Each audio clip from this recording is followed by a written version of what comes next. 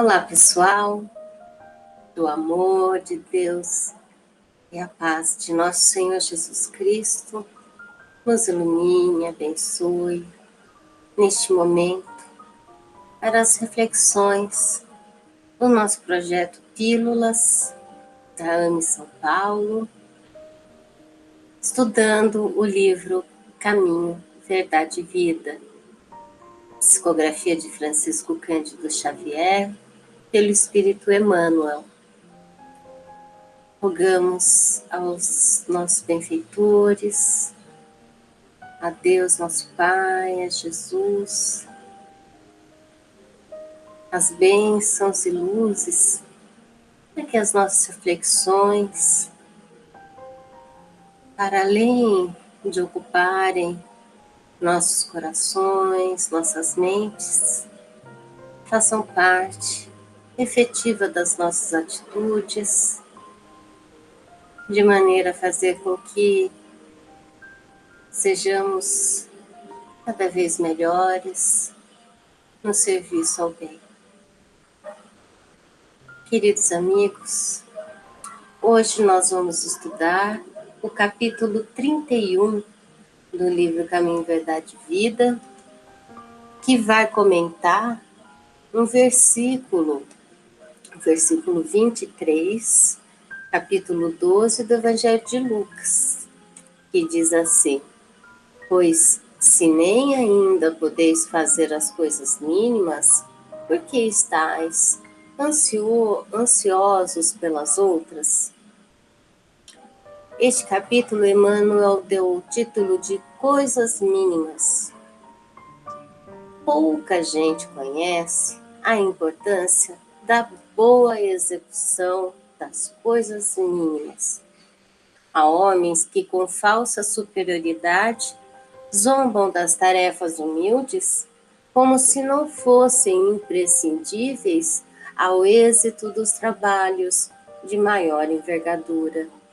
Um sábio não pode esquecer-se de que um dia necessitou compreender, aprender com as letras simples do alfabeto. Além disso, nenhuma obra é perfeita se as particularidades não foram devidamente consideradas e compreendidas. De modo geral, o homem está sempre fascinado pelas situações de grande evidência, pelos destinos dramáticos e empolgantes.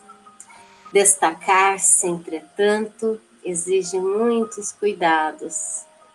Os espinhos também se destacam, as pedras salientam-se na estrada comum. Convém, desse modo, atender às coisas mínimas na senda que Deus reservou, para que a nossa ação se fixe com real proveito à vida. A sinfonia estará perturbada se faltou uma nota. O poema é obscuro quando se omite um verso.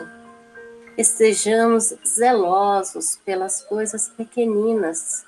São parte integrante e inalienável dos grandes feitos.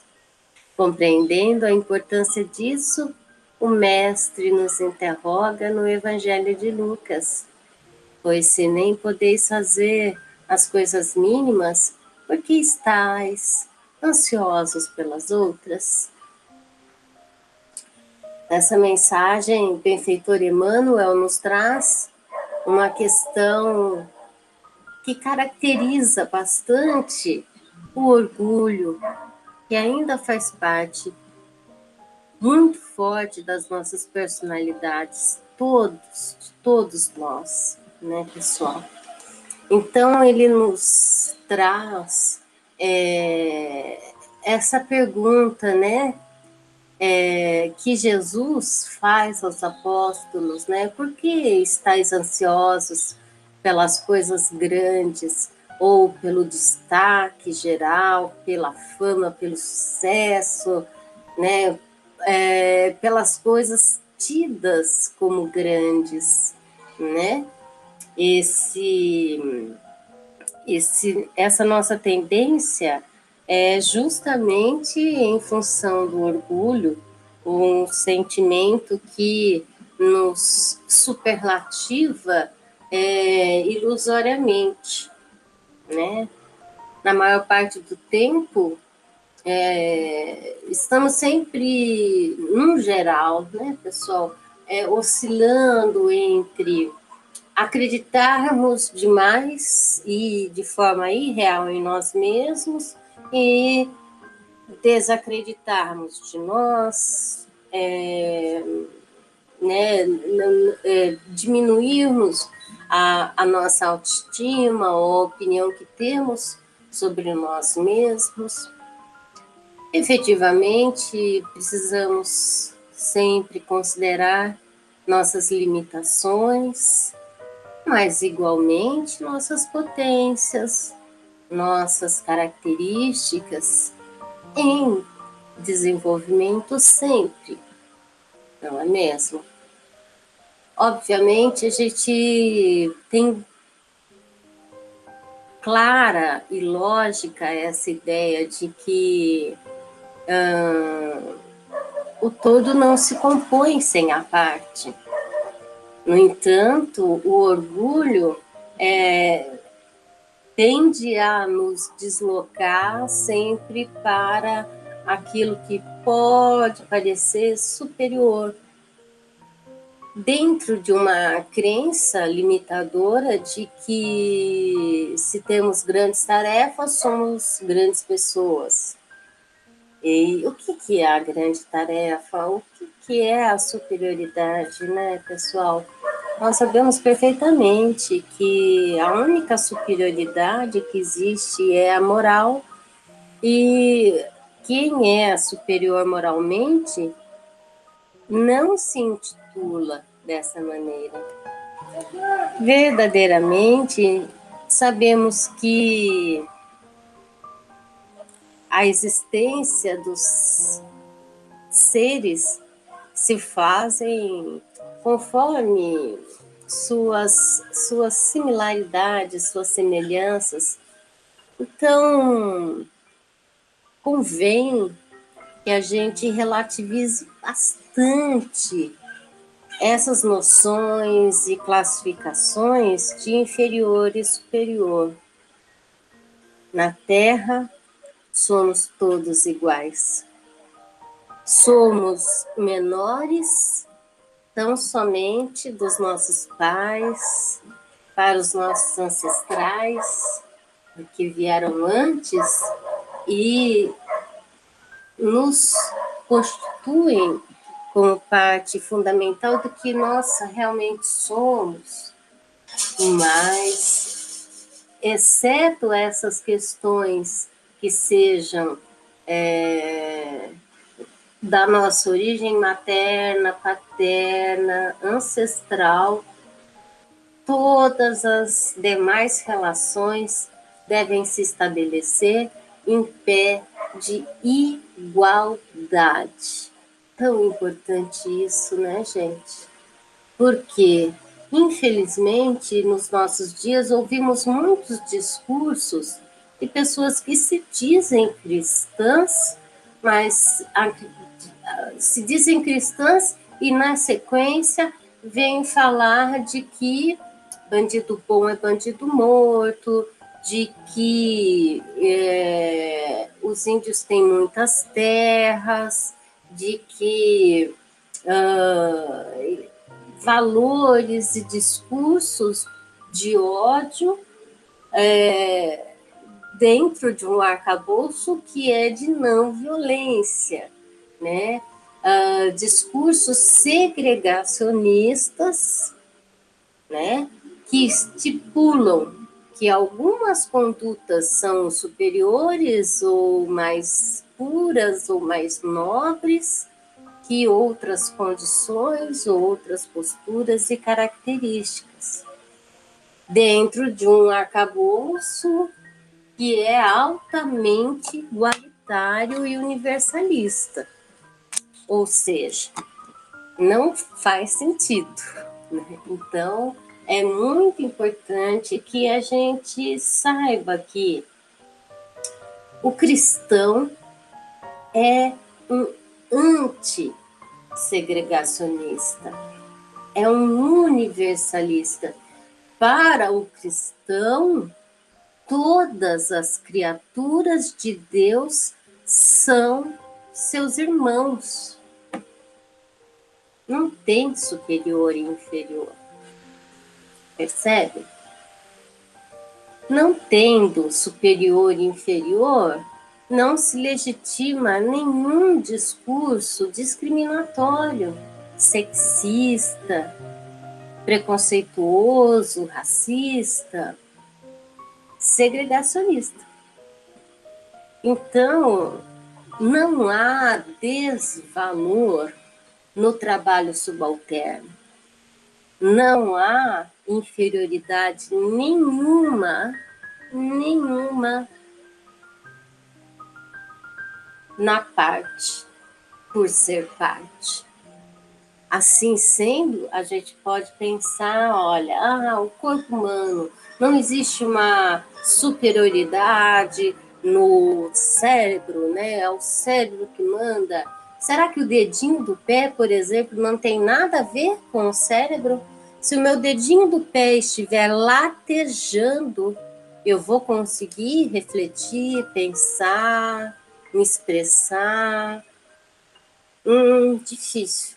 Se eu for fazer uma toalhinha de crochê e eu estou fazendo os pontos, enlaçando, passando, fazendo os nozinhos especiais do crochê, se eu não fizer, ou se eu pular algum ponto, aquela mandala, né, aquele todo fica disforme, não é? Assim sendo, o ponto é inferior à toalha toda? Não, né, gente? Não. É nesse sentido que precisamos estar muito atentos ao pequeno, à tarefa que pode parecer inferior, pode parecer desprestigiada, obscura, escondida, sem valor, mas não é. O amor de Deus nos banha a todos. E o amor que Deus sente pelo arcanjo é o mesmo que ele sente pelo verme. Isso Emmanuel nos traz em Pensamento e Vida.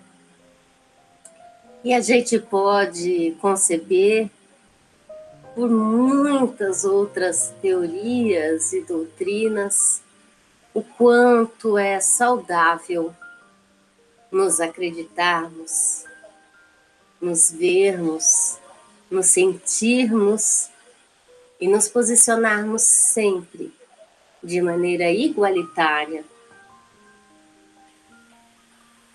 Devemos nos sentir menores e dentro dos processos de pertencimento e hierarquia, somente aos nossos pais ancestrais, fonte que bebemos da vida material, cultural, reencarnatória, assim como do próprio Deus, como fonte de todas as ideias, de tudo o que norteia a nossa existência, e tudo é valoroso.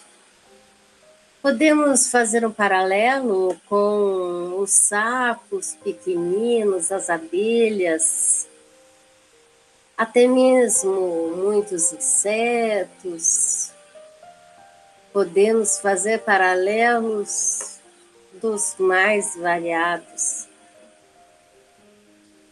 Nós não temos, pessoal, um ecossistema ambiental em equilíbrio sem as abelhas. Nós, de fato, não teríamos todas as condições que nos possibilitou a vida e o desenvolvimento da mesma, sem todo o trabalho de todos os micro-organismos que nos compõem, seja dentro do nosso próprio organismo, que é um sistema, um ecossistema, ou fora dele. Convém que a gente, de fato, reflita sempre sobre as nossas próprias atitudes e pensamentos, se estamos sendo realmente fiéis a essa diretriz de que, embora existam leis e hierarquias e infinitas moradas na casa do nosso Pai, infinitos tipos de criaturas que nem sabemos, convém que nos vejamos sempre como iguais, irreverentes, com a reverência sobre aquilo que pode parecer pequeno, ou parte, ou inferior, mas tem a sua função, porque efetivamente somos um. Rogamos aos mentores amigos, a Deus nosso Pai, a Jesus, que nos auxilie sempre nesse intuito de nos sentirmos, vermos, posicionarmos como iguais, nem superiores, apenas sermos o que somos dentro desta aventura infinita e eterna, que é a vida de todos nós. Meus amigos, fiquem com Deus e fiquem em casa. Um beijo no coração de cada um.